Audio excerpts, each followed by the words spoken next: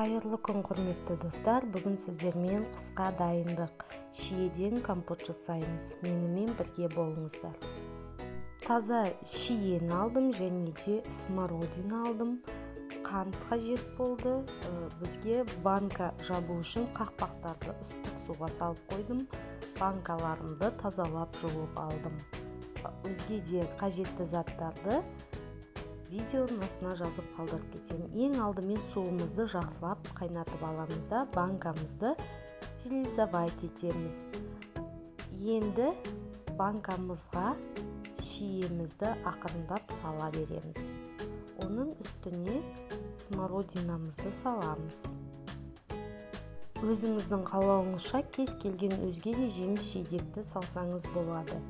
Енді осы вишнямыз бен смородинамызды салған соң оның үстіне қайнап тұрған ыстық суымызды құямыз да өзге банкаларға да шиемізді салып шығамыз да дәл видеода көрсетілгендей ыстық суымызды құя береміз. Осылайша барлық банкаларға шиемізді салып, қайнап тұрған ыстық суымызды құйып 1-2 сағатқа қойып қоямыз.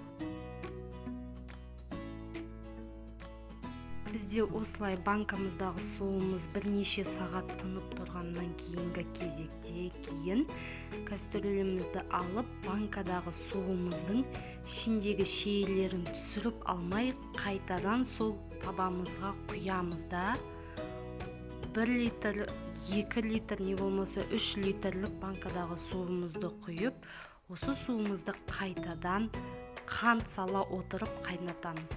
2 литрлік банкаға 200-250 грамм қант саламыз. Көріп отырғандарыңыздай, мен ол суды төкпеймін, қайтадан осы суды қайнатамын қант салып, және ол су әбден қайнап қанты ерігеннен кейін қайтадан банкаға суымды толтыра құйып, банкаларымызды жаба береміз. Сол кезде сіздердің компоттарыңыздың түсі ерекше болады.